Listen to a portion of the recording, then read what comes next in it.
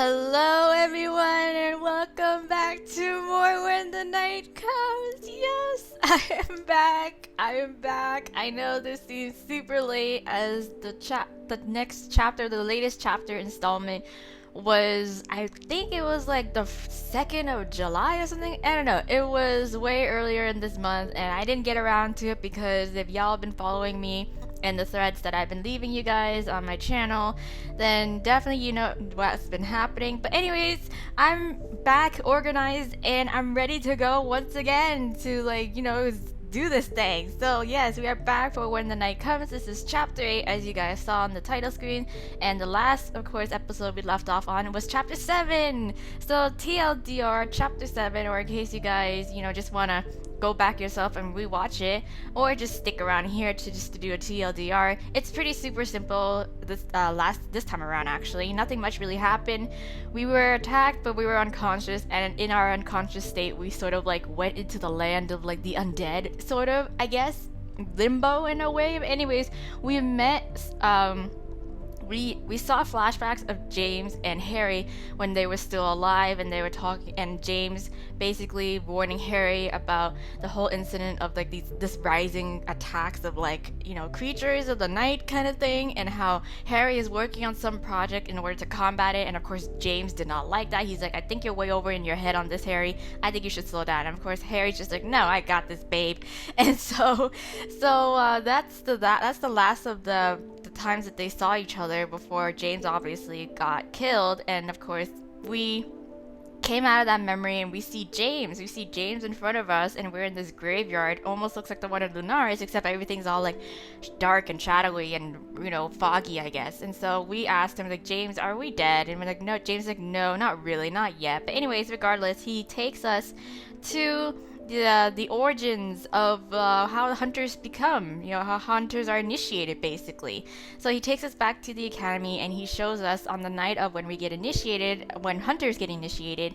And because most of the memories that we have of that is all blurry and we don't really know what went down. But what happens is that we get subjected to drinking this concoction, this cocktail of like all these different types of blood from all these different types of creatures in order to like get all like the good parts about them. And that's how we're so enhanced in our abilities despite being human. So there's that. We wake up afterwards in, of course, Finn's bed with Ezra. Ezra has been working tirelessly to heal us and to keep to keep watch of us as we're recovering.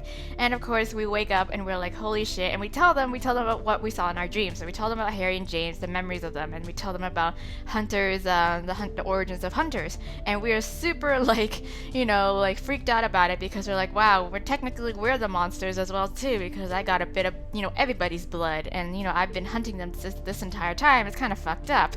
But of course Ezra and Finn, being best boyfriends, are like, no, we love you just the way you are. It's okay, you are you. It doesn't matter what you're made of, kind of thing.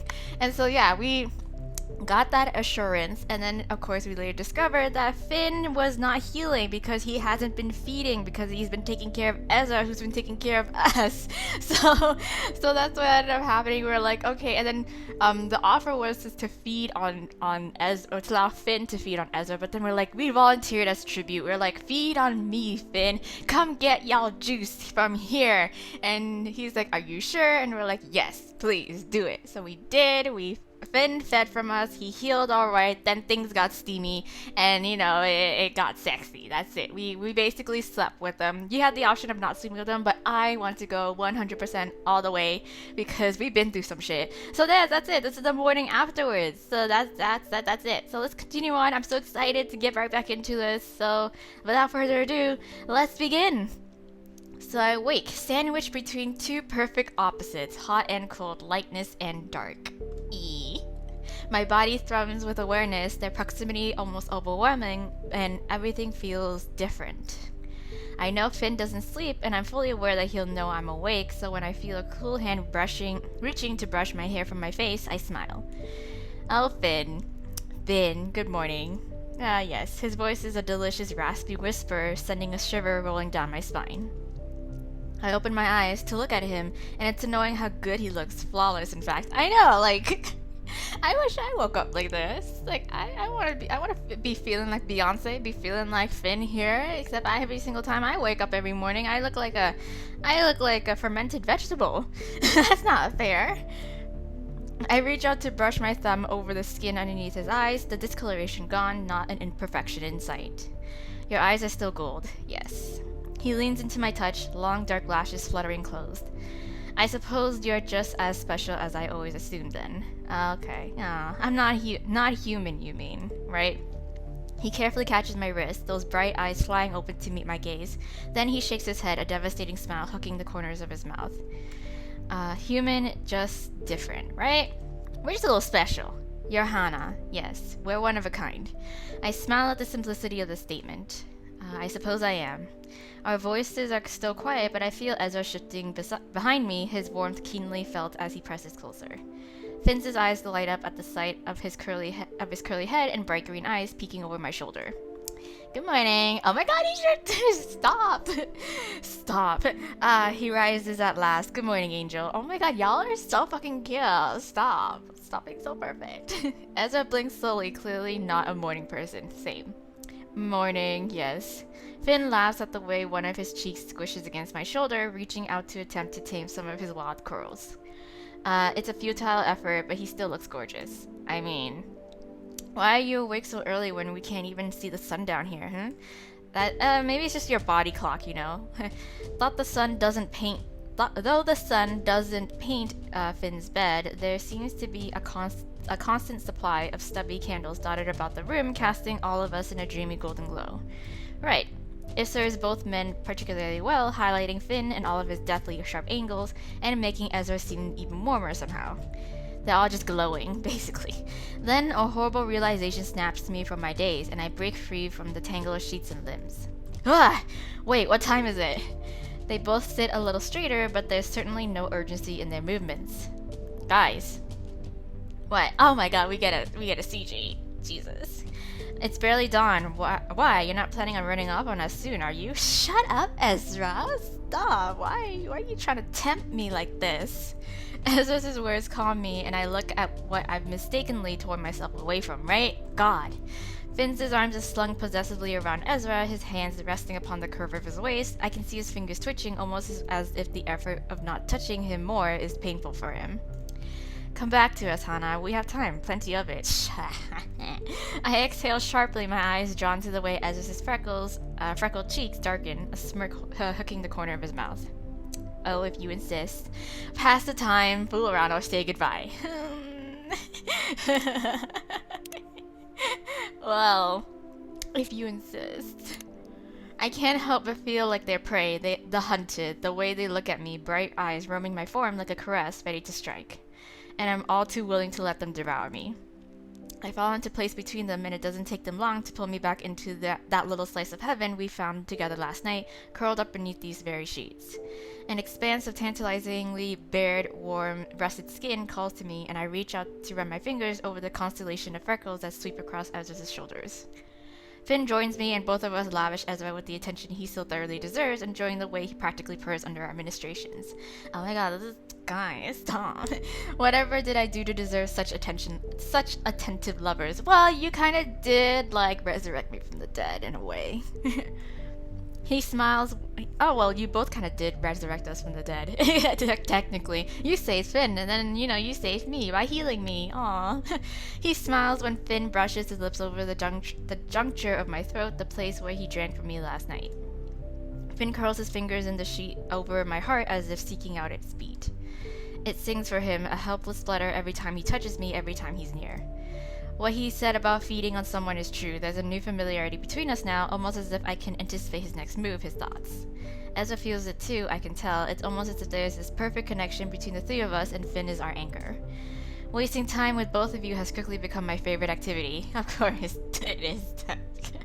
We take it in turns to kiss one another, savoring the moment before we move on, and each kiss melts so effortlessly into the next, slow, warm, and with the barest hint of a shiver. Then Ezra pushes Finn back against the headboard, and we both assent. Oh my gosh! Double team! The dark sheets fall away, and all that remains is a delicious drag of iron fingers as they trace the dip and curve of my spine. The mood easily shifts from sensual to something desperate, and it feels like nothing can touch us while we're ensconced in the quiet darkness of the catacombs. Finn's laugh is dripping with sin when we arch against him, my thoughts loud, detailed. Finn may be undead, but he makes Ezra and I feel more alive than we ever thought possible. Losing myself in them has become second nature, the way that we fit together, a beautiful and dangerous thing. Dangerous because I can't see how I could ever tear myself from the impossible comfort of their arms. That is until the door creaks open. Finn groans through clenched teeth when he sees the culprit, or culprits, and Ezra cups a hand over his mouth to stifle a giggle, clearly all too familiar with such an interruption. Is it Raven? What do you two want? It's Raven, and new character! Two figures emerge from the darkness of the corridor, wide eyes peeking around the doorframe. It's Lux. Oh, sorry, Finn. She insisted you were alone. Raven squeals with delight as the blonde-haired girl firmly elbows her in the ribs. Nah, she insisted that you were alone, but she knows very well that he was not. So, fun night? Very eventful. She waggles her eyebrows suggestively, and Finn hurls a pillow at her, a poorly stifled smile curling at the corners of his lips. Nice to see you in the darkest depths again, Angel. I knew it was only a matter of time before Finn lured you back down here. I missed you too, Raven. This? Less so. She winks at him, and they share a warm smile. Unless there's a reason you're here, then I kindly ask you to get the fuck out.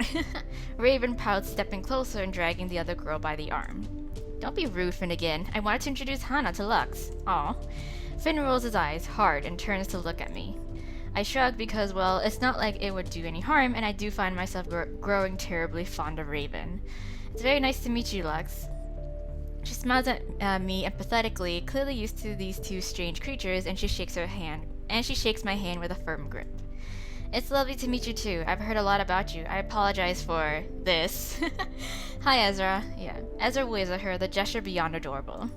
Raven snorts, playfully nipping at Lux's earlobe. Lux swats her away with an exasperated grumble, her freckled cheeks painted pink. Anyways, we're going to bed. Graveyard shift life and all that. You noisy kids have fun, won't you?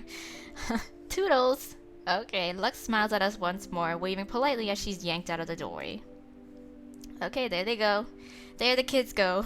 I can hear her scolding Raven in the corridor, but their joint laughter echoes off the old stone as their voices disappear. Well, Finn flops back against the mattress and sighs dramatically and unnecessarily. Ezra settles against his side, an arm slung over his trim waist. And here I was thinking that my days of your clan members seeing my backside were long dead. Finn grunts, pressing a kiss against his temple. They're very fond of you, of both of you. That means there'll be no getting rid of them. That's true. I do apologize. Nah, it's fine. It's fine, really. They're great, right? Finn pouts and Ezra pokes him in the ribs. Easy for you to say. I guess I really should think about leaving now anyway. Their twin huffs of protest are impressive, and I tear myself from the bed before I find myself staying here forever, forgetting about my worries. Do you need assistance with finding your clothes? Maybe. I mean, do I even have clothes anymore? I look around the room, spotting a shoe, a torn shirt. Exactly. My point exactly. I could probably do with borrowing something to go home in, actually. Ezra sighs, patting Finn on his hairy chest.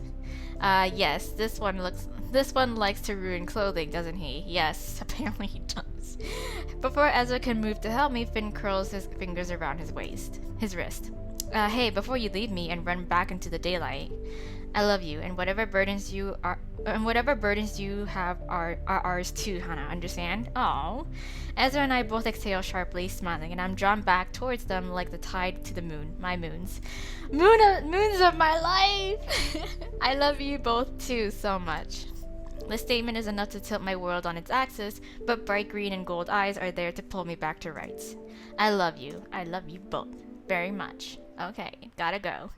The next few days felt surreal as I relayed my encounter with James to those who most needed to hear. The revelations were met with both shock and horror, but mostly anger. Unsurprisingly, we all found ourselves with the very same question, heavy on the tip of our tongue. Why? I cannot deny that the world we live in is a terrifying and uncertain one, but it's all that I know, all that I have ever known. Finn tells me that even before the revelation day, there were unexplained disappearances, murders, grisly things found but never spoken of. Corruption is inevitable in organizations such as this one, but for something so profound and nefarious to be going on right under our noses. Right. I can't help but wonder if the ends justify the means in this little scheme that started in the brain of our leader. Yes, Harry, the cost is so high, the loss is vast and heartbreaking, and exactly when does it end? Where does the line get drawn when the divide between what's right and wrong is so very blurred? Would it have been safer for all of us to live in ignorant bliss all this time, or would they have overrun us eventually anyway? I feel like the truth would have came out anyways. This is a pretty big thing. Maybe, but these are the cards we've been dealt, and Harold Addington has a dirty hand. Dirty. Very dirty. I'm still biding my time, trying to gather any final scraps of information while I wait for word that Harry has reappeared. As I do most days now, I walk from the town from one end to the other. Lunaris is easy to patrol, as small as it is, and the townsfolk seems almost relieved when I pass by. The enforcers have become such a suffocating presence here lately, and every time I encounter one, I can't help but feel like I'm being watched. Are they all in on this? Maybe. Most likely. Majority of them, maybe. I find myself in the woodland at the edge of the graveyard, the sun shining but the air crisp and cold. Grass crunches beneath my boots and I see a path of destruction as I walk into an open clearing. Anyone else would be alarmed to see the destruction I find, would likely suspect the creature had been the one to carve jagged welts into the trunks of the trees, but isn't this where we fought? I know what caused this, and it was certainly no creature. I find her a little further in, kneeling in the dirt, her head bowed. Beside her are two pieces of what once was the training staff cracked down the center. Oh, it's Piper. I'm guessing she didn't take the news too well. I approach quietly, and when she looks up, I see a blackness in her eyes, her expression sour. Piper. Yeah, she forces a smile, her chest heaving with labored breath, sweat slicking her flesh skin. Hana. She hauls herself from the ground, kicking aside the splintered wood with a grunt. Then she retrieves two intact staff from a bag nestled in a pile of overgrown grass and holds it out to me. I know you've come to talk about deep shit, so how about you humor me and let me kick your arse while we're at it? I guess. Fine. I keep my gaze fixed upon hers as I take one of the staffs from her. So cocky. Piper shrugs, nonchalant and definitely cocky. You know I'm right. Our staffs meet with a solid thwack, those sapphire eyes meeting me head on, and as Piper lunges forward with a grin. She's hyper-focused, strong, and I match her blow for a powerful blow with ease. Why are you out here? There's a training room back at headquarters. She's just like, no, I feel dirty going back there. Piper rolls her eyes, wiping sweat from her brow with the back of her hand. The less I'm around those traitorous idiots, the better. I cannot hold my tongue as well as most, you see. Right. She launches herself forward again, and I have to step back a few paces when she pushes against the pressure of our cross weapons. I lose my purchase against the muddy forest floor, skidding, and then she's drawing back, swinging again. Shit, yeah. I'm used to one-on-one combat, used to the intricacies of it, but Piper is no creature, and it's been a hell of a long time since I sparred with one of my own kind. Her staff makes a solid arc towards my leg, and in a vain attempt at darting out of her way, I find myself falling in an inelegant spiral. The world tumbles until it reorients itself when I land on my back, my head tilted back to see Piper standing above me with a far too smug smile on her face. The hilt of her staff just barely grazes the arc of my very exposed throat, and I weigh out my options very carefully. Gotcha.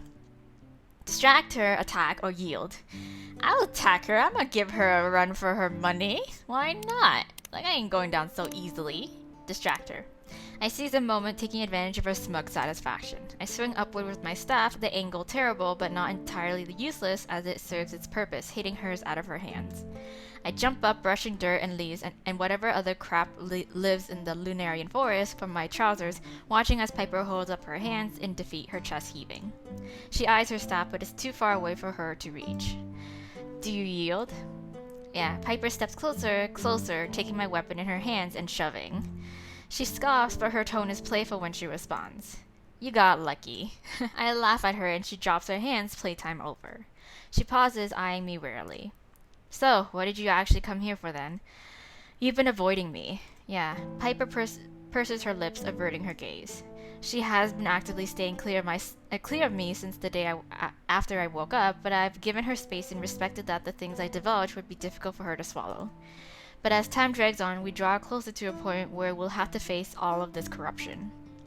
And, well, I need Piper, the only other hunter I can truly bring myself to trust, but most importantly, my friend.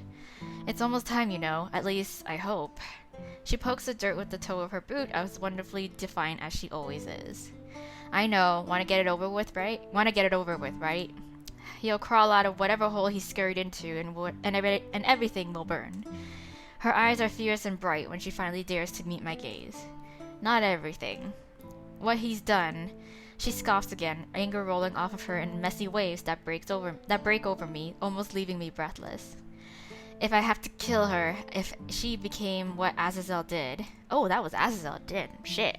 The creature that we were after and have killed.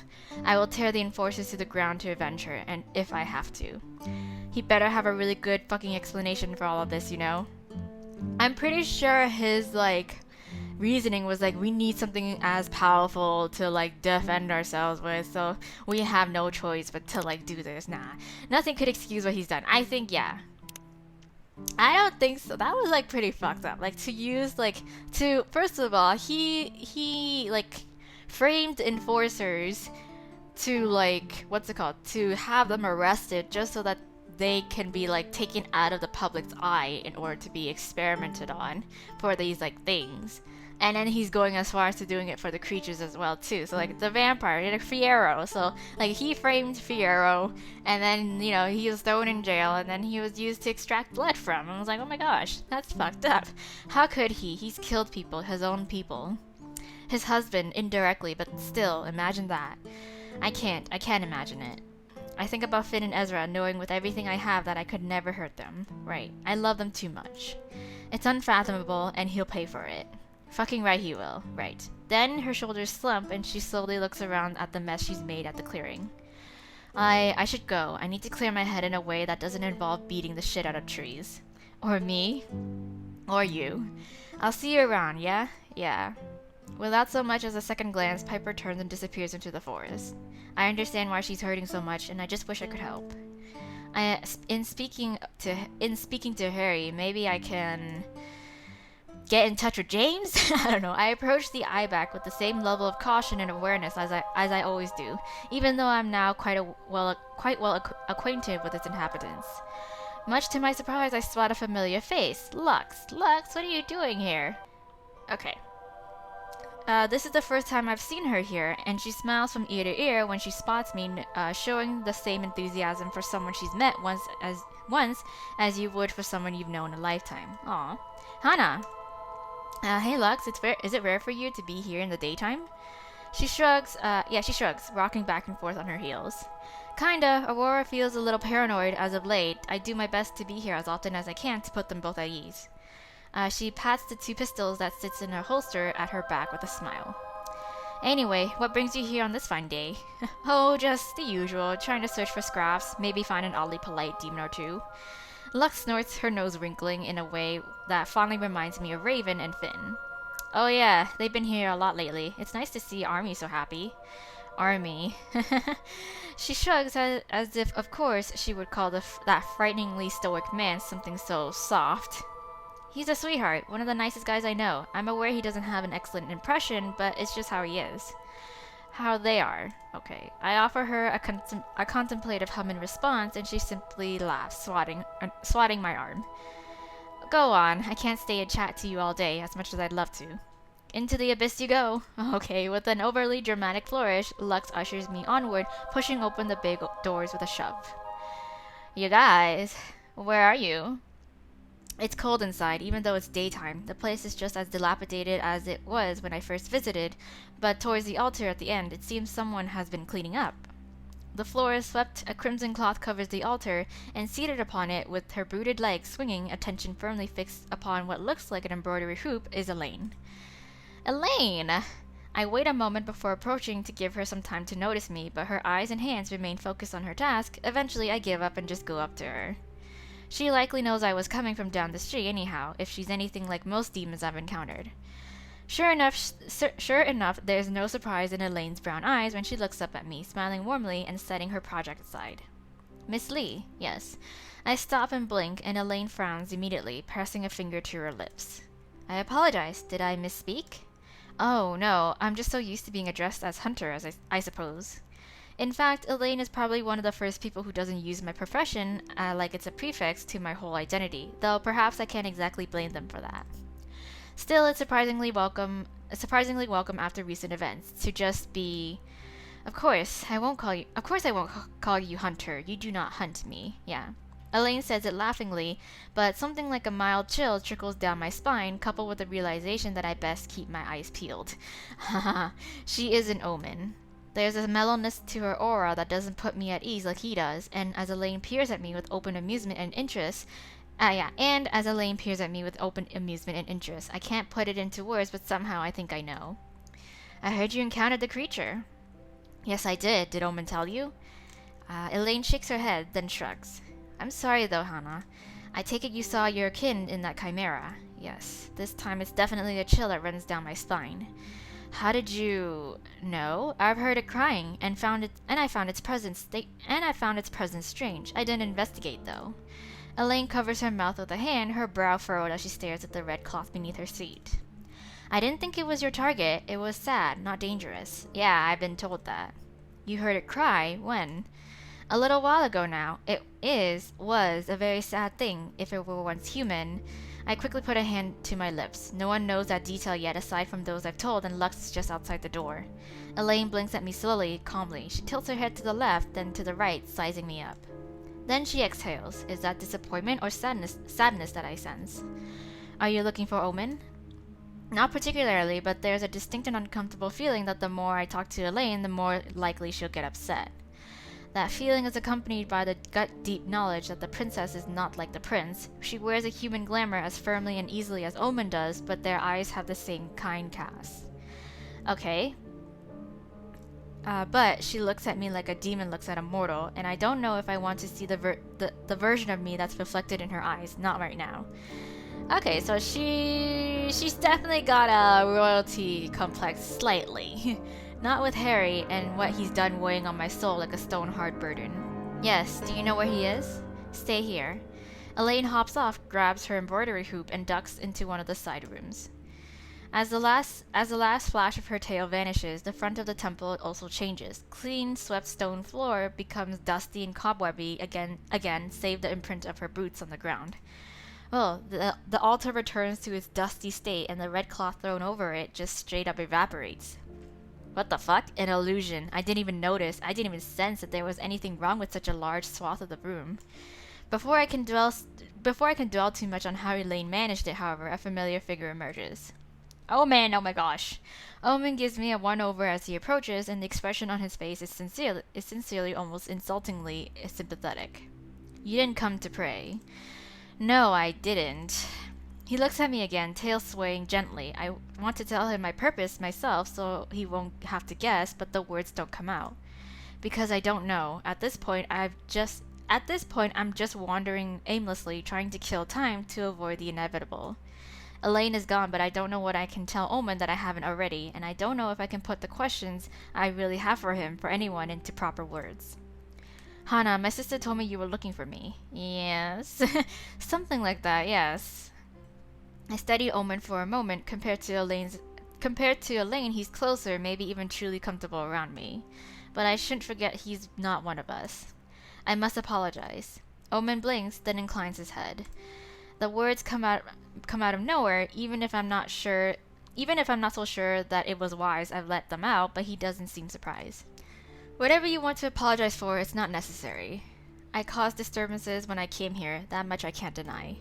All to be free from my father. I thought then that only I would suffer the consequences, not that it would affect others so severely. I was a fool. Powerful things always break something else when they attempt any change. You're not responsible for the things Harry did. Thank you for saying that. Yeah. Still, I put this trouble before him. Maybe he wouldn't have been driven to these means otherwise. I frown at him not because I completely disagree with him, but because it does make me wonder.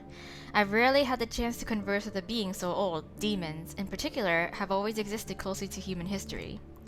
Would it matter if you had? Would it matter if you hadn't and he didn't? Or wouldn't it have? Because this is what he's capable of regardless. Omen blinks slowly, his head tilted in that almost unnatural way. He folds his hands and studies me for a moment, then looks at some point past my head. There's a faraway look in his eyes that makes me think he's reminiscing, and what I wouldn't give to be able to read his mind. I think you ask a question meant for a hunter. You destroy creatures when they hurt others, but you must know that all creatures are capable of harm and of evil. Is it wiser for you to kill someone because of its potential to do harm, or kinder for you to not bet its life on your fear? Either way, I don't think this is what you really want to know. That's for me to decide.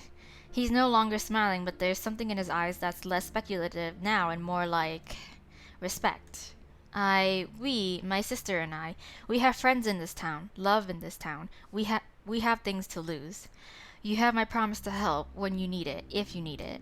Oh, okay. And I have faith that you'll make the right choice, whatever your definition of right is. Are you not worried my definition will be different from what you hoped? Yeah, maybe. But I'm sure you'll do whatever you think best. I think you're kind, you see.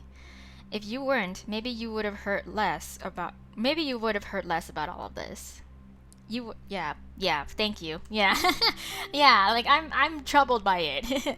Omen tilts his head this way, then that, contemplative. Few seek advice for a demon, fewer take it seriously. I wonder if it's fate that I'm here. This place has taught me so many things. You're a prince of demons, wouldn't you know? I would need older eyes to see something so vast. My father, maybe. Perhaps he would know. Perhaps it's why he doesn't understand why I love your kind, your fragile, flowing world, your lives so short-lived they could be measured by seasons, as I do. As Acker puts it, it's his fucking loss. I have to snort a laugh, hearing that word spill from his mouth. He taught you some bad words. Definitely Acker's influence. Damn right. Alright, I need to speak with him, sympathize with Harry. I would need to confront Harry, condemn Harry. I mean, we can talk to him first. Like, I don't like what he did, but like, he needs to like own up to what he's done, cause it's pretty fucked up, like I said. I need to speak with him.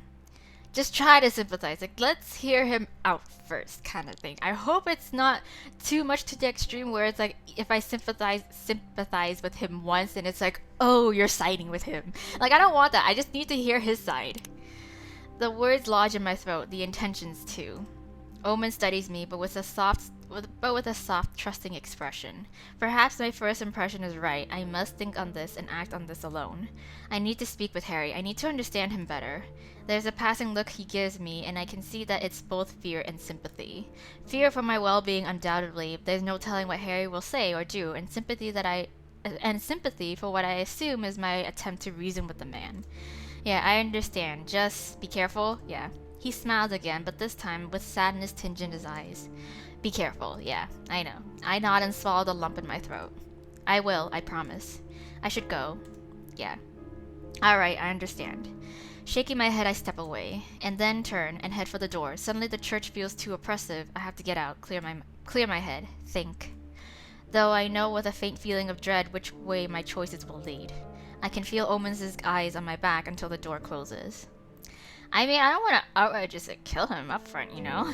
Acker is waiting for me outside of the temple, much to my lack of surprise. I've had the sense he's been keeping an eye on me more than usual since the encounter with the creature. My thanks. For... I might have been convinced that I was mistaken, if not for the pout and the defiance on his face. Stifling a grin, I raised my hands in a gesture for peace instead. No need to poke the sensitive wolf today. Waiting for me. I take it you want to talk? Assuming a hell of a lot, aren't you? but right enough. You're about the only exciting thing left in this goddamn town, and the whole... He gestures vaguely in my direction, and I can't quite get his meaning. I'm not entirely sure Acker himself knows what he means either, because the expression on his face is one I can't read. One of the many things I've learned about the half-lycan is either he won't lie or he's hellishly bad at it. It reminds me of the folk stories of wolves as betrayers and deceivers. Even now, and not just surrounding Acker, I wonder if those who told the folklores mistook wolves for foxes or for their neighbors. Maybe their boss. Yeah. The whole debacle? Yes. Yeah, that. A pause, almost awkward. So, listen, I'm no good with the whole emotional thing. That's what Ezra's here for. Yeah. Ezra's is here to handle all your feelings for you, is that it? No, he just, self-expresses better is all. Makes the wishy-mushy shite not as wishy-mushy and weird. Anyway, I wanted to ask if you're doing okay. Oh. I appreciate the effort you took to arrive at that question. What do they say? Effort show affections or something? Yeah. Everything's a mess, I suppose. Yeah. I'm not just going to let all of it. I'm not just going to let all of it, all of what I've learned go, if this is what you're worried about. Yeah. Nah, I didn't think you would. I trust that you won't, and I know you're going to try to do something. Something probably dangerous, or if you won't, they'll force you into it. He says it with such bitterness, with such certainty that I know immediately the sentiment must have come from the personal experience. I'll do my utmost to prove them unnecessary. I won't be caught dead by anyone else saying this, but if you do, I'd appreciate that. I'm sure you would. Then he inhales deeply, lets it out slow. Still struggling with those feelings? Yeah, he's like, goddamn feelings, I hate it. Only all the time, always. So humor me, what are you up to? Well, I'll confront the Lieutenant General. I'll talk to him. Well, I'm going to confront and try to talk to him, but I also don't want to just outright kill him. Okay, let's just go in a pattern. What if we go back and forth on this? I'll confront the Lieutenant General. I mean, we're gonna have to confront him anyways. I look away. Every time someone asks this, every time I ask myself the same question, I hope that the answer would come easier by now. That I'd be more sure, but it changes almost by the minute. I'll confront him. I'm a general, and though he's my superior, I stop there. Acker has been remarkably upfront with me about everything, despite his original warning to not trust anyone in this town, including himself. That doesn't mean Hunter's business is for his. That doesn't mean Hunter's business is for his 4 ears. That's an old, easy excuse. In truth, it's more that I don't want to say the words, make them real. That's rough, buddy. Shut up. My lovers haven't been turned into the moon just yet. I'm sorry.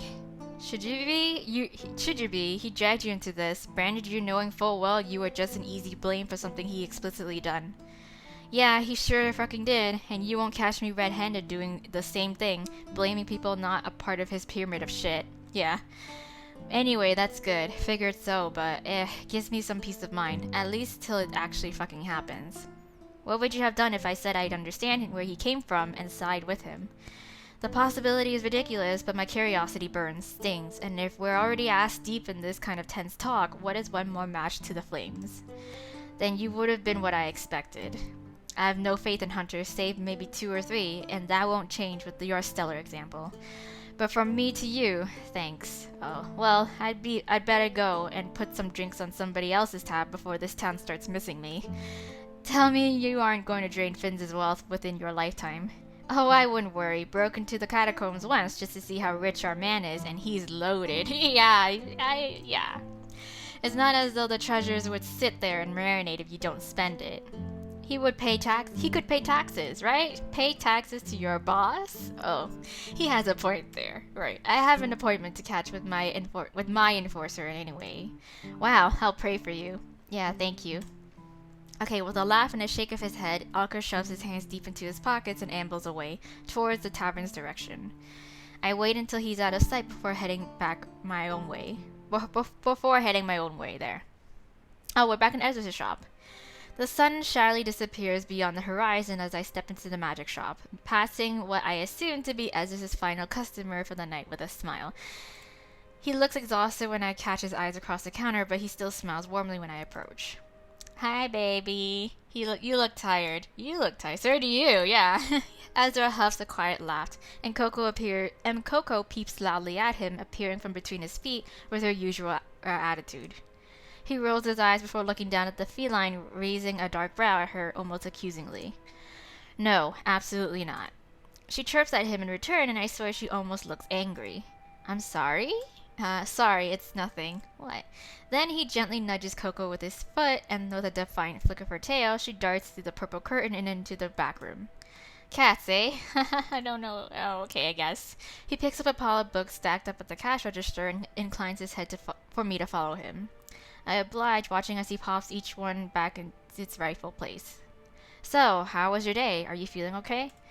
He turns, eyeing my side, knowing full well his magic healed me perfectly, and yet still finding the time to worry for me. Though unconsciously, I still press my hand over the place where the wound once lay, an almost phantom ache settling deep in my ribs, as if my body is aware that there should be something there.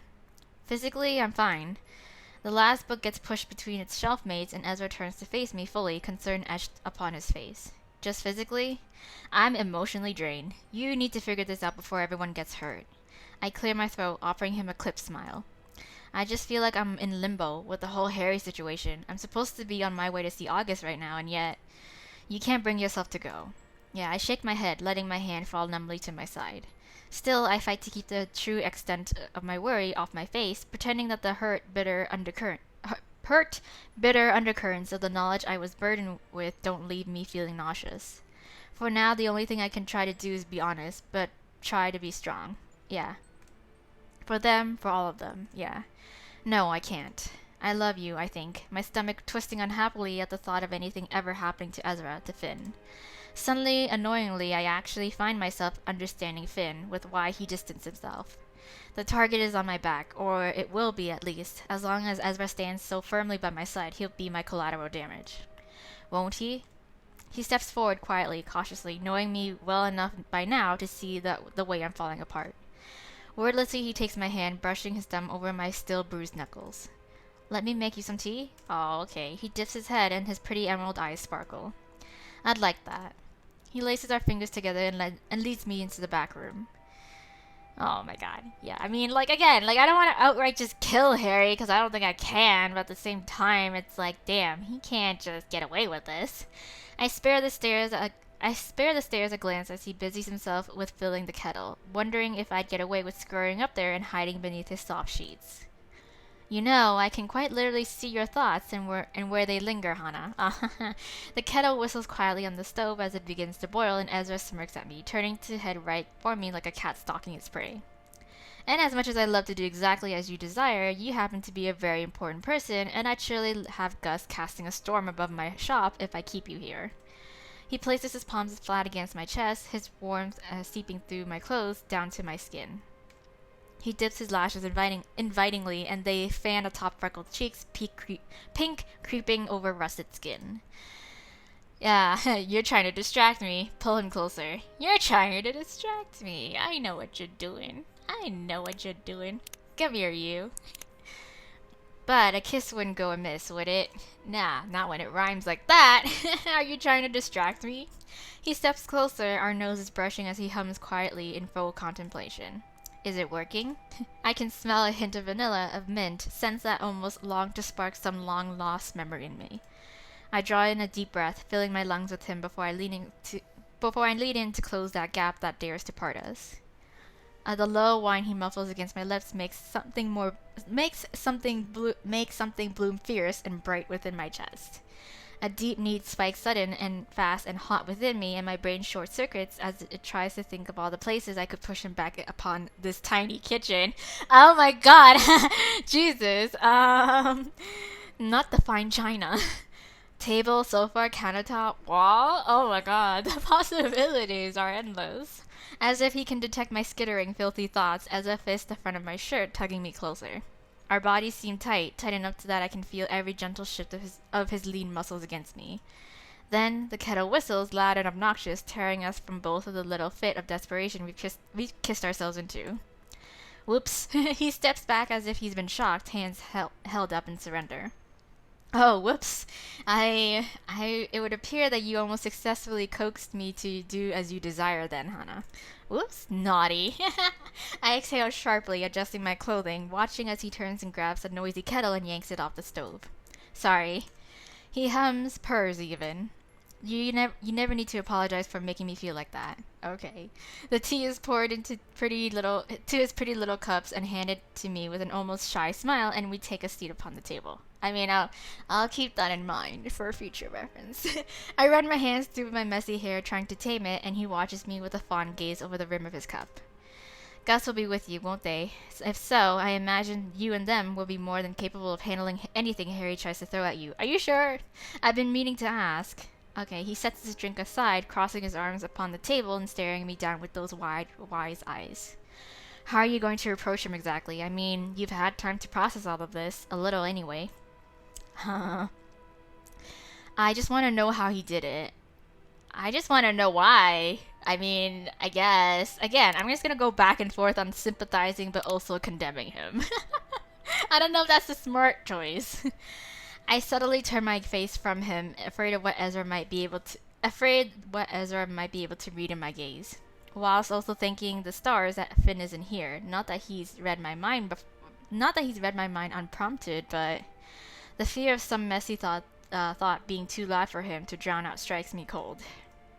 I muse darkly to myself, going through the motions once more: pain, hurt, denial. Ezra quietly clears his throat, something hopeful in his expression, when I finally turn to look at him once again. I smile, but it's clipped, forced, guilty. I'll talk to him, hear him out. I see. Yeah, he drops his gaze to the weathered wood in front of him, tracing the uneven grooves with his fingertips. Just as I suspected, my non-response disappoints him. Everyone wants to hear me loudly condemn Harry, to cry over what he by proxy has done to me, to everyone in this town. And yet, I see reason behind his madness. We sit in silence for a little while, only to have it broken by a quiet tap tap tap. I look around, then down, realizing it's coming from, underneath the floor. Ah, of course. Finnegan. Right on time. Ezra and I share a smile, and I can tell his heart leaps in his chest, just as mine does. We both stand, and Ezra reaches to unlatch the lock that keeps the opening to the catacombs locked, while I pull back the rug that covers it. When golden eyes appear in the darkness, I feel a chill roll down my spine. Hello, lovers. Ezra rolls his eyes, shoving the vampire aside with his shoulder as he kneels to close the hatch. I came as soon as I sensed you were both here. Never one to miss out, are you? Certainly not. So, what did I miss? Ezra and I share a look, a smile, and I know the witch will let me have my time to discuss Harry with Finn in my own time. Oh no, nothing. Just drinking some tea. Spilling some tea. Hannah is on her way to see August. Finn crinkles his nose at that, apparently unimpressed. I see. Well, I was hoping I could steal you away for a little while, actually. Yes. Oh? Nothing nefarious, do not fear. Fiero longs to speak to you. Oh. Does he have more information? He shrugs. Okay, I'm not sure. He's not exactly a man of many words, so if he's asked for you, then I'd take it that he has at least something to tell you. Yes, he definitely isn't just wanting to see how you're doing. I see. Well, considering I'm most definitely still avoiding going to see August, we could go now? Yeah. I'd be more than happy to escort you. Coming, Angel? Oh. Ezra shakes his head with a sorry sigh. I must get the shop ready for the morning. Don't have too much fun without me, will you? Yes. Finn takes my hand, tugging me towards him and pressing a kiss to my temple. You know I don't make such promises. Hey, Finn, play nice. We say goodbye to Ezra, watching as we descend down into the depths of the catacomb tunnels. Wow, okay. So it seems like a lot of people are actually, I'm kind of seeing where people's opinions sort of lies. I'm trying to be fair judge here in terms of what Harry has done, because yeah, okay, you know what? I'm fine. I'll condemn him. Jesus, because I didn't want to act so rationally, where it's guns a-blazing kind of thing. It's Harry, you bastard kind of thing, where it's 10% of me understands where he's coming from in a way, but then the other 90% is yeah, what he did is just, yeah, it's not cool. So he curls his big hands around my waist to help me down, and I brace myself with palms splayed against his chest. He looks at me with a wicked grin, and I can't help the way my body sets alight at the contact, coiled, breathless anticipation sinking deep in my bones. Easy does it. I hate the way my whole body betrays me, because of course he knows, can feel the way I come alive for him. Smug. With a scoff, I playfully push him away, and he stumbles away dramatically, clutching his chest. Your words sting, dear hunter. Now, follow me. Okay, the next time someone asks me, I'm gonna condemn Harry, for sure. From here on out, I'm gonna condemn him. A shadowy figure waits for us outside of Finn's quarters, and I smile when I see a shock of white hair and friendly crimson eyes. Hello. Hunter Lee, it's a pleasure to see you again. It's good to see you too, under better circumstances this time. If I look hard enough, I swear I can see his mouth twitch. Fiero studies me with a certain intensity for a moment, and I feel a strange sense of calm washing over me. But he frowns, a blink, and you'll miss it. He frowns, a blink, and you'll miss it thing. But I see it before his face falls into that carefully calculated stoicism. I will not keep you long. I just wanted to thank you for finding me. I owe you a debt of gratitude for assisting with my extraction. I gather you'll be meeting with the Lieutenant General soon? Hee. I swallow thickly, my throat tight all of a sudden. There it is again, that uncertainty, that push and pull of conflicting emotions that swirls in my gut and almost suffocates me. I nod a little too quickly, and though Fiero doesn't show it, I know he can feel my unease. I will be, yes, whenever he decides to show his face. Finn scoffs at that, leaning against a jagged stone wall with a perfect kind of handsome nonchalance that not many could achieve. If he ever decides to again, if I was him, I'd have left town the second the first body turned cold. Fiero continues to watch me, his stare unwavering. Well, the sooner the better. I'd quite like all this to be over. Indeed. Finn nudges him with his elbow, and Fiero barely shifts, holding himself like some ancient statue in almost unnerving stillness. Tell her what you saw in the dungeon before you were rescued. There was a lot of commotion down there the night you killed the creature. They were unorganized, clearly distressed. I watched carefully, and I saw something strange. A hunter, or what was once a hunter. Now I'm not so sure. Wow, I blanched at the thought, remembering the way the creature looked at me as it lunged, teeth bared, and the way that my body told me that I was fighting one of my own before I ended its life. His life. It was female, of that much I am certain. Uh-oh, she was wailing all night after they shoved her back in one of the cells. They must have been in a rush because they weren't as cautious in hiding her as they have been. She was more whole than the other one, but whatever they've done to her, she's too far gone, driven mad, feral even. I've never seen anything quite like it, an impossible flurry of pain, confusion, and mostly anger. Yeah. No, it's her. Finn steps forward, seeing the way my eyes widen, the way my hands begin to shake. I can't face another. I can't. A cold hand brushes over my forehead, and I find relief in his golden eyes. It's okay. He stays close, his presence calming me. You're sure?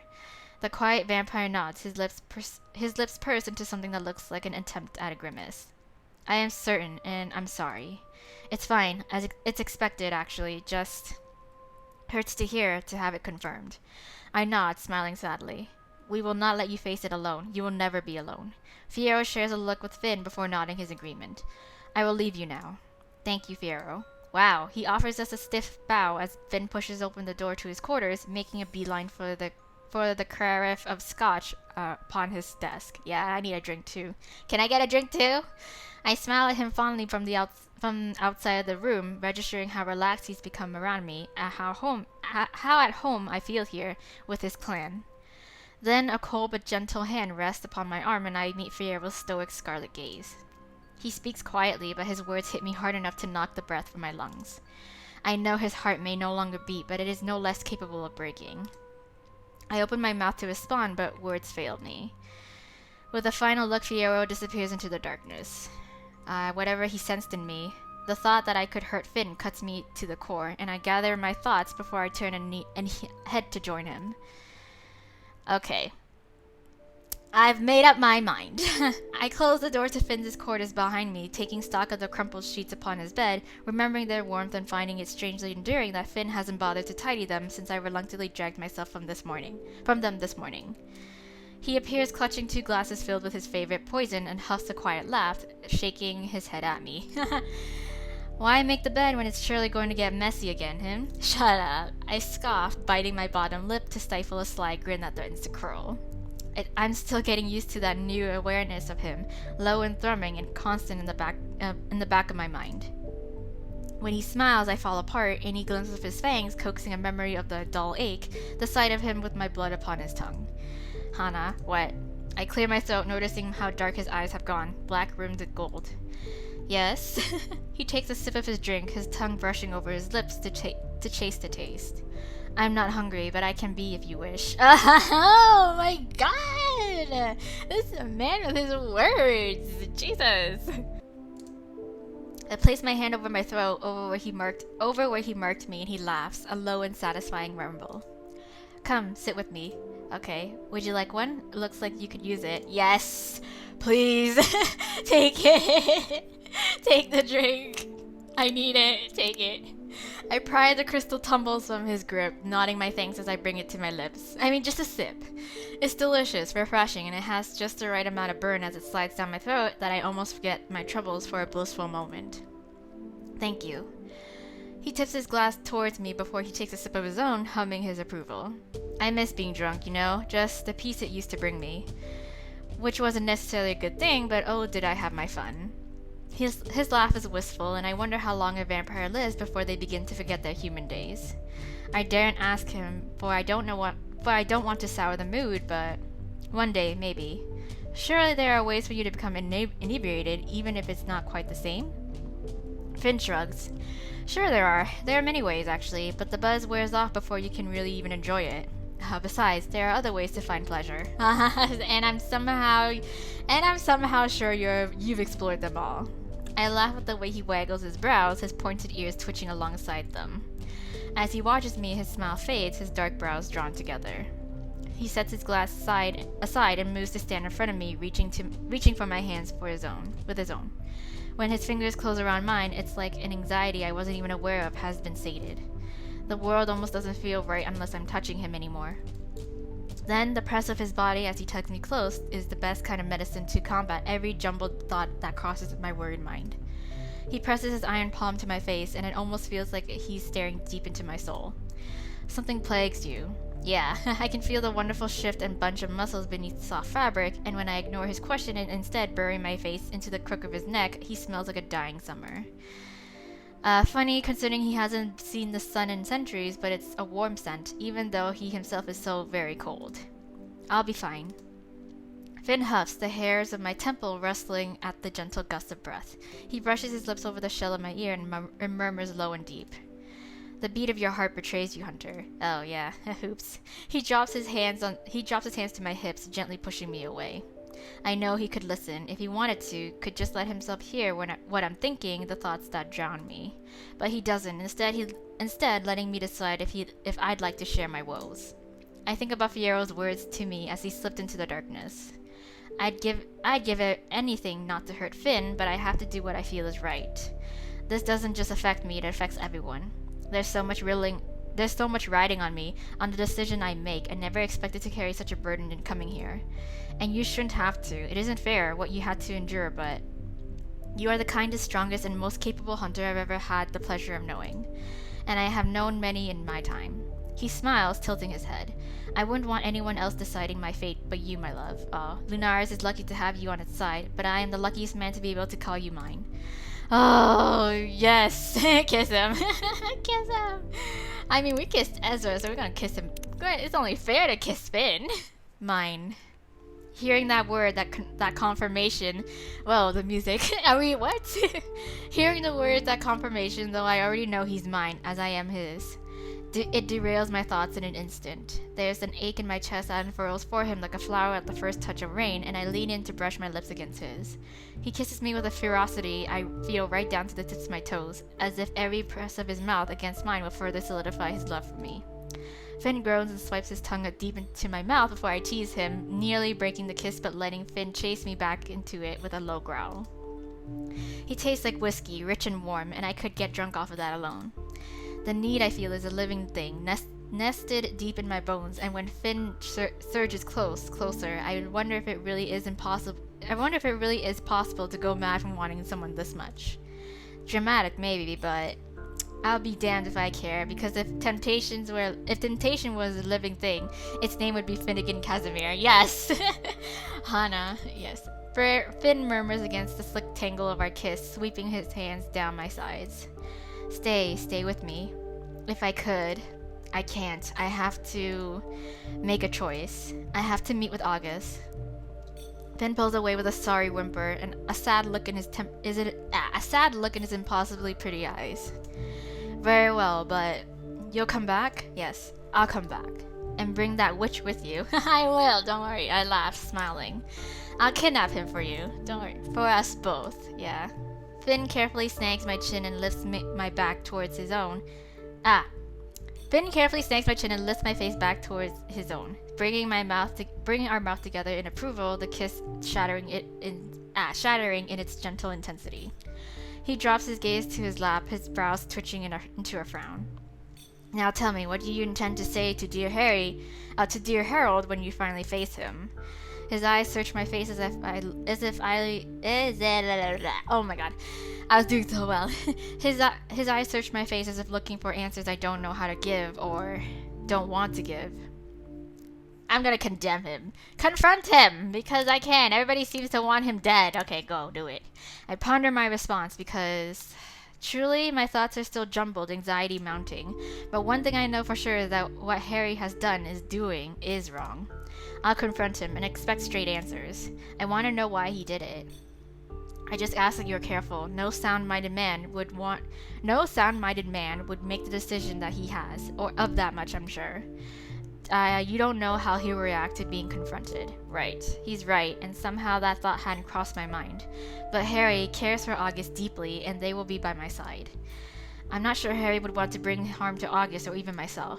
Finn looks at me like I've gone mad. He is directly responsible for the death of his husband. You and August are just collateral damage at this point. You do? Yeah, you have a point. He killed Levi. That seemed like an impossible feat to me for a very long time, centuries even. He had James to help him, didn't he? Finn scoffs, and I can tell his frustration is mounting. You've seen his face, right? That pretty scar? He squared up to Leviathan Casimir one-on-one at some point, and he lives to tell the tale. And my sire? I stare at him at the strange way he almost vibrates. Is it fear, maybe? Something long ingrained in him after the hell his sire put him through, that the mere thought of that man has him shaken like this? He's Ash. I spent centuries terrified of him, watching him take down clans twice the size of my own with little to no effort, just for fun. Harold Addington put him down in one night with the same ease in which he puts his boot on in the morning. You will not take this lightly. You will be careful. I'll be damned if Ezra and I are going to lose you after all of this. Oh, I smile, swallowing the lump that forms in my throat as I try to reassure the vampire that sits before me, wounded by the thought of losing me. He's lost so much, so many people that he's loved as he loves me. I cannot even begin to fathom the pain he's endured in his long, long life. He loves fiercely and without hesitation, and maybe that is a worse curse than his immortality. I love you, and I promise I'll do my very best to stay alive. Finn rolls his eyes playfully, his lips still set in a grim line but twitching traitorously. You'd better. I'd be terribly lonely again.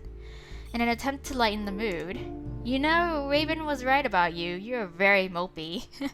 Finn's eyes widen almost comically, but when he sees my smile, he relaxes. I could bite you, you know. Hey now, I tap my neck. Yes, I'm aware. I remember it quite fondly, actually. He growls, still pouting, and it's adorable and not at all as frightening as I'm sure he'd hoped it would be. I suppose I should go then. Yeah, I don't exactly sound convincing. In fact, I think I'd be quite happy to stay down here and hide away from my responsibilities for a little longer. But I must be responsible, unfortunately. Finn shifts to stand, running a hand through his hair, rubbing at his chin. He's twitchy tonight, showing more signs of humanity than I'm used to from him. I know I said it already, but be careful. I smile at him, reaching for the handle of the door. I've fought much bigger, much scarier things than Harold Addington. As the words leave my mouth, I feel a terrible dread washing over me, and Finn notices. Never underestimate your foe, Hannah. I love you, and I'll see you later. Okay, I love you too, Finn. Bye. See you on the other side. Finally, the last guy, dude, I mean, my general, the last person that we need to see in our little touch face here, and I guess the final moments I find August in their office, staring at their desk, its rifled with papers strewn in different stacks but without its usual method. They look worse than usual, look despondent, almost as if they've given up being prompt and orderly, but I know that's not the case. August is adept at keeping the flow of reports moving quickly, a stickler for punctuality. I tap the door once with my knuckles, and they grant me permission to enter with a lazy nod of their head. Days like today makes me wonder if I should just pack all this in and run home to my parents with my tail between my legs. Or maybe become a nomad or something. I mean, same. True. I know that's not true, but the defeat in their tone makes me think they've been like this for some time. I don't think the nomad lifestyle is quite for you, August. They huff a laugh, sighing heavily, uncharacteristically slumped into their chair. One day, hopefully soon, we'll be free from the shackles of all this corruption. I'll bring order to Linares, or I guess I'll at least die trying. I've never been very good at quitting. I poke at the seemingly never-ending pile of parchments and take a seat before them, pointedly ignoring their macabro declaration. What is all this anyway? There seems to be more than usual. August shrugs, waving their hand dismissively over the mess. Take your pick. Reports, complaints, then all the petty bureaucratic bullshit that Harry usually deals with. I so graciously offered to take some of his work off his hands when James passed. Their lips curling to a snarl, their teeth bared, and their next words are almost venomous, distinctly lacking emotion. Aren't I kind? Hey now, they're tired, frustrated, overworked, and apparently overcome with bitterness. In one way, I'm grateful. Seeing them upset and so downtrodden over Harry, I hated it, but this mood doesn't suit them. I truly long for a day when I see them well rested and appreciated. That day will not come until after all this is over, and I'll be damned if I'm going to sit back and watch my enforcer martyr themselves. I just want to know you're going to be okay, August. You're working yourself to the bone. Another dismissive wave of their hand, and I gather I'm not going to get much more than that out of them. I will be fine, Hana. I have to be, don't I? Now's not the time to be, really, passive-aggressive with me. I watch as they pinch the bridge of their nose, their weak argument not all that convincing. A quiet knock at the door grabs our attention, and a timid junior pokes their head around the frame, awkwardly raising their hand at August. General Willingham? They raise their brow at them. They raise their brow at him, their impatience clear. What? You asked me to let you know when the Lieutenant General returned. Well, he's in his office. I just saw. Thank you, recruit. You can go now, and do not tell anyone what I asked of you. I see the heavy bob of their throat and the flush that paints their cheeks as August quickly moves to stand, and with a nod, the boy scurries away. Okay, August and I share a look, and I wonder if they're thinking the same thing as me, that we're not ready. Or that we don't want this, scared of what we'll learn and that they'll all become real at long last. August places a trembling hand upon my arm, their eyes wide and bright, and when they speak there's a sort of magic edge to their words, their voice. Hana, I need to know how you feel about all of this before. I need to know because I cannot make up my mind. They tighten their grip on me, and for the first time since I've known them, August Willingham looks scared. I feel something thick in the air, a kinetic shift, an almost suffocating buzz. August, breathe. August, please, just breathe. Let's do breathing exercises. They exhale sharply, and their aura is distinctly panicked. I place my hand over theirs, and I feel a shock as our skin meets, but my touch calms them enough for the air to clear, so I relent and don't pull away. It's okay. It's going to be okay. No, it's not. It's not. They shake me off, pacing, angry tears trailing their cheeks. Everything I worked for, everything I've stood for. I saw him as my mentor, as a man who raised me with a kindness my father would never even dream of showing me. Was I so blinded by that affection that I didn't see the evil in him? I mean, I don't think he's evil. People can change. You weren't to know. People... I mean, I don't know. I don't know. It's... What he did is messed up, but he should be held accountable again. I keep saying this, but oh my god, you guys. I mean, I don't think he's evil necessarily. It's just that I feel like he didn't look hard enough for a better solution. Does that make sense? Does that make sense? He's a very complicated man, August, okay? I'm so sorry. Like, I don't know. Maybe people change, yeah. I shake my head knowing August is not a bad judge of character. Harry is just good at manipulating, or spectacularly talented in dissociating. You weren't to know August, none of us knew, or could possibly dream it might be him. They scoff, rolling their eyes. Yes, well, I followed him about with doe eyes, lapping up any scraps of approval he dared to lavish me with. I've always been desperate to be acknowledged and told I'm doing a good job, and he gave me that in abundance. I don't believe he realizes that what he's doing is wrong, but that doesn't excuse it, and nor does it make you complicit, right? August laughs at that, a maniacal sound. No one evil ever sees themselves as so, Hannah. I've encountered enough to know that much. We stand in silence for what feels like forever, both of us gathering our thoughts, our courage. This isn't going to be easy, or even marginally fun, but shall we... Oh, before I get the chance to finish my sentence, I hear the all too familiar heavy thud of boots in the corridor. There's the man himself, oh man. And then Lieutenant General Harold Addington appears in the doorway, a smile upon his face. Good evening, both. Is he even aware that we know? Unconsciously, I find myself tensing, bracing for what's about to come. If only this man was a hunter, someone I could read past the look on his face and basic human cues. If Harry is an evil man, he's adept at hiding it. His smile is kind even now, and I wonder if he has any idea what kind of situation he's walking himself into. Sir. Harry nods at me, his eyes flicking to August, who is quite visibly distressed and poorly attempting to hide it. I look at them, offering them a clipped smile, hoping it might remind them to keep it together, lest we both fall apart. Harry, it's good to see you looking well. Yeah, Harry, it's good to see you looking well. Their words are forced. Harry doesn't appear to be planning or staying long, his gauntlet, longsword, and coat remaining in place. Instead, he eyes us both as he crosses the room, stopping in front of the fireplace that flickers invitingly. I have to apologize for my absence. As I'm sure you can imagine, I haven't exactly been in the right frame of mind to hold the whole country on my shoulders, let alone Lunaris. I'm sure it's been very difficult for you. They're struggling, and mostly failing to keep the exasperation out of their voice. August, keep it together, man. Keep it together, General. Jesus. At this point, I wonder if it's just easier to tear the bandage off the wound, expose the rotting flesh, lest August truly cast a storm upon this building. I step forward, and August stands quickly, the chair scraping along the marble floor. Is something wrong, Augustus? You don't look well. Yes, I want to say, they are falling apart, much like your town, your country. I quickly wade through the dark tangle of emotions that threatens to engulf me, and I clear my throat. We need to talk to you.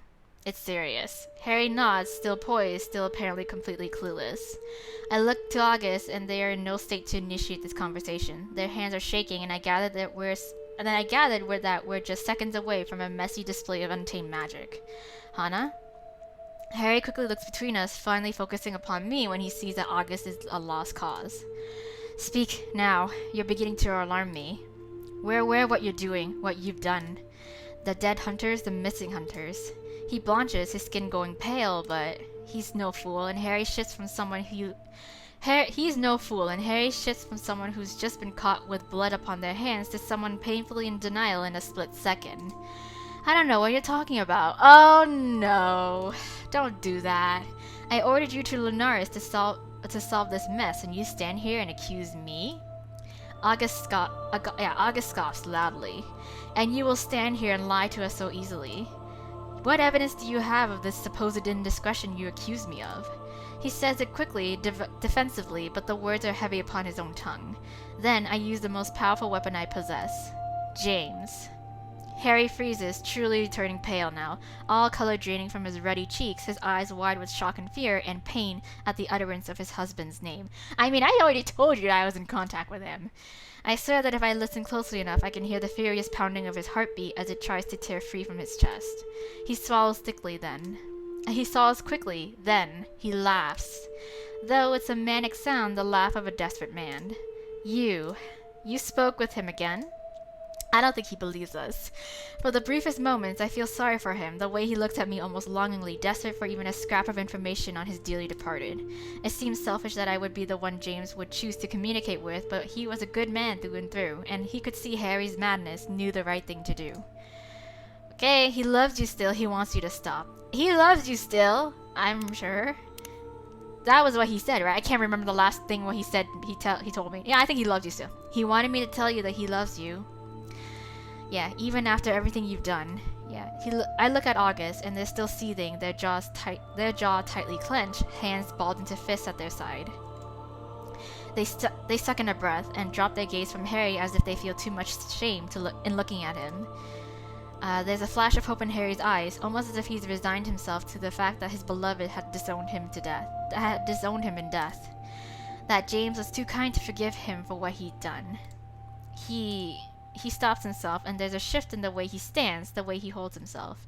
It doesn't matter. I have to see this through. I'm so close. You disappoint me. Oh, August's words are venomous, biting. Tell us what it is. The blood, the elixir they gave to them when they're merely children? Maybe, yes. Harry drags trembling fingers over his face, and in that gesture he could easily be that 20-something enforcer that I saw in my dreams. He looks lost. He closes his eyes, and when he next speaks, I can hear a lifetime worth of pain in his voice. Of course it is. What else could it possibly be? It's always blood, isn't it? Oh God. I am sorry I've hurt you, Augustus. I thought you might understand. August bristles at that, and I sense a seismic shift in the way they hold themselves. They angrily swipe the silent tears that streak their cheeks, and magic swirls about their fingers in messy undulations. I thought you were a friend, a father even. You've killed people, Harry, our people. We swore to protect them as they swore to protect mankind. We are responsible for them. They put their lives in our hands and trust that we will not put them in danger. I take a step closer, placing myself in front of them, between them. We take them from their families when they're children and raise them to believe we're giving them the chance to save the world when we all gave them a curse. When all we gave them was a curse. You took advantage of their trust in you, and you sentenced them to die the second you placed that vial in their hands and told them to drink. Harry watches them with an almost deluded level of disbelief, as if he couldn't possibly imagine August defying him in such a way. And what of mankind, Augustus? They'll overrun us one day, sooner than you think. I placed my hand upon Augustus' arm, tugging gently at them as they moved to step forward towards him. But August shakes me off. I'd rather mankind die an honest death instead of turning into fucking monsters. They shove a finger in Harry's direction, their cheeks pink with anger. You are wrong. Their voice is a rasp of itself, a lost, almost childlike pain threading through their words, harsh enough that Harry flinches. Though his expression is still startlingly cold. August, do you not see? I wanted us to be on even footing. I came to realize how unfair it is that they hold such an advantage over us. They can do things we could never even dream of, and we have these hunters just at our disposal. The untapped potential that lies within them is beyond anything that we can imagine. Then he turns his gaze to me and he smiles. Do you realize what this could mean for you? How much more you could be? But like my dude. Then he makes an almost arrogant, greedy noise. In that moment, I see the Harry that I thought I knew, that August thought they knew, turn to ash, replaced by a man driven mad by frustration and now grief. Instead of asking, am I ready to take on our enemies, you would think, there is no stopping me. Deplorable, unforgivable. Oh my god, and yet I understand. No, he needs to answer for his mistakes. Like, this is just fucked. When the initial rush of co-mingled horror and fury wanes, I clear my throat and address Harry with as much confidence as I can muster. Tell us what you did to them, how you did this, so we know how to undo you. Harry appraises me, clearly not impressed with the tone in which I give him, but he considers me regardless. You're curious to know how I made them better? How I can help even the odds? I am. Tell me how you made me better. I try to feign interest, hoping to appeal to Harry's arrogance. He might have been driven to desperation, but I can see his tells. He's proud of his idea. He hums a sound of approval and begins. A hunter is just a vessel. They are all trained and disciplined, not always worldly, but refined to kill. Of this I know you are familiar. We have provided you with nothing but the best tools to take on your target. Even the most meager of whelps are turned into seasoned soldiers, resilient individuals, remarkable results. However, He sighs, disappointed. Remarkably uninspiring. Disgust wells up in my throat as his callous comment, remarkably uninspiring, you say. Yeah. The anger I feel is matched in kind with August. Their aura is palpable, the air brimming with electricity. August is no hunter, but they were raised to be the best, conditioned to be nothing but the best. It was practically written in at their birth. I know the words are sharp, hitting home, and I need August to control their emotions. I need this conversation to happen. They feel my gaze on them, and they look at me, eyes wild, like an animal ready to bolt. They are imploring me to continue while they still can, but I can see the disdain in them too. I can only spare them a look that begs them to calm their fury despite all, and there's a moment where it doesn't seem they can will it back, but then it subsides. Harry waits, and when he is content there will be no more distractions, he continues. I know it's upsetting, but please know I'm trying to help you. I merely wanted to uplift you with the initiation. The initiation was meant to prepare you, protect you even. We do not go onto the field without knowing the danger. We all experience loss in some form or another. His speech cracks for a mere second. I know. I know of the loss he talks about. I've seen it. But is that enough? As quick as it goes, his posture uprights again. The elixir is a means to a promising end. It makes you as strong as them, as perceptive as them, as dangerous as them. How can we be a player on the board if we aren't even considered equals? We bore this in mind, not to make you monsters, but to be better than them. Harry continues, and he's enchanted with his own words. To be better than them is what he considers a passable means to change us. I wouldn't be surprised if he told us he was disappointed in our humanly design. The drawbacks, or curse, as you would put it, is merely an unfortunate side effect. Like all science, there is a trial and error. I have seen the errors and made strides to correct them. Just like the Chimera. I think Harry might be irritated with how plainly I lay out that I already know, but instead he nods, something like respect crossing his features. As your speculations has led you to believe, yes, the Chimera is such a result. And then his face drops at the name. Clearly you are perceptive of how much is still a question, but bear in mind that this is a sacrifice for me too. Then why didn't you take it, right? August finally finds their voice again, but it's hoarse, venom spilling from every word. If the consequences were so great and you were so desperate, then why didn't you take it upon yourself? Speaking of sacrifices, like you count them as your own, but you still used others for your own means. Playing with creation by his whims and tossing aside the victims as unfortunate accidents. How are we expected to believe in your sacrifice when it barely comes across that you understand where we stand? You used us.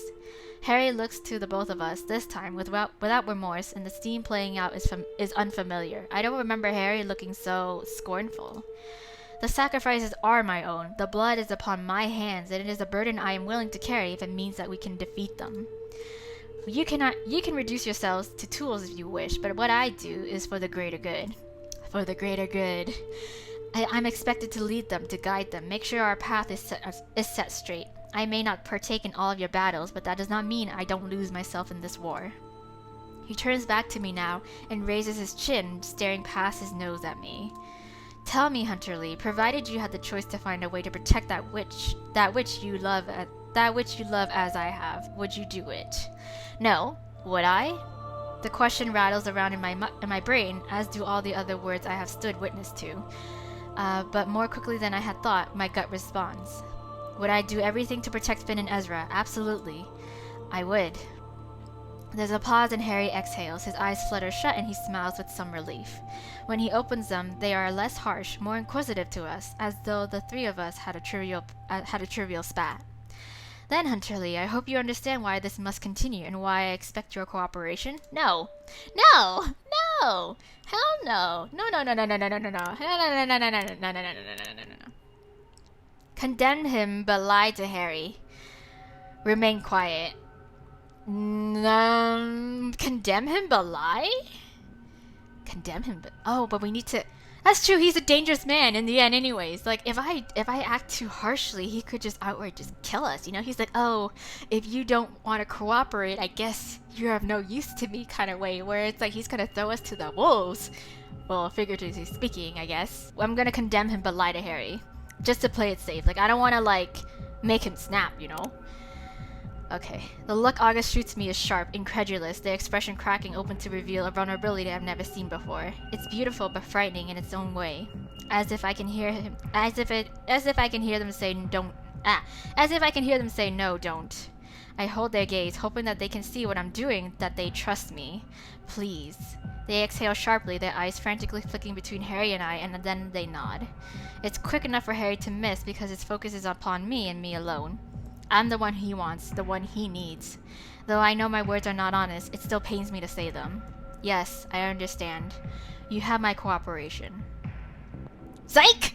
Oh no! Okay, I was close anyways. Anyway, that's great. That's great. It's okay. End of chapter 8. Oh my gosh! Oh my god. Anyways, I feel like I made damn, Harry. Okay, so yeah, okay, as you guys have seen, I'm kind of shook right now. As you guys can see, throughout the entire time, I was riding on the fact that Harry was still a good man. Like he did, like, again, I understand where he was coming from and he was doing this whole experimentation thing, but at the same time, what he's done is really fucked up. So it's like I want him to be like, you know, he's sorry that he's resorted to this, but in the end it's kind of like he thinks he's some genius that's figured out, like, you know, that he's figured out a crack in the system, you know, like he's figured out a loophole in a way to make, you know, the playing fields even, but you know what he's doing is just really messed up.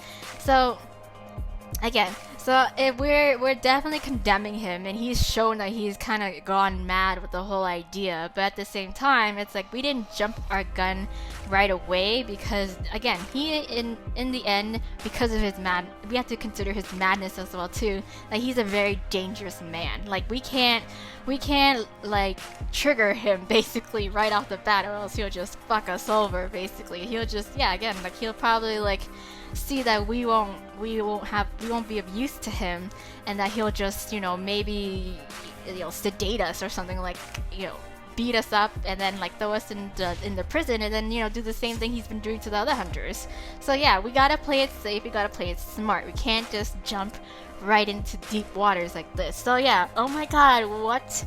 I mean, at least that's what I hope. That's what the question or the answer meant, where it's like, you know, we condemn him, but we need to lie to Harry, and that, you know, in order to, we looked at August too, we're like, August, you need to trust me. Like, I know I don't want to do this either, I don't want to say this either, I'm not going along with it, but like, we gotta play it safe, man. Like, you know, he's a very dangerous dude. Like, we can't just, you know, piss him off. So yeah, oh my god, that was an amazing chapter. It was so good. It was great way to pick things up after the little lull that we had in the previous so chapters. So can't wait to see the next installment, chapter 9.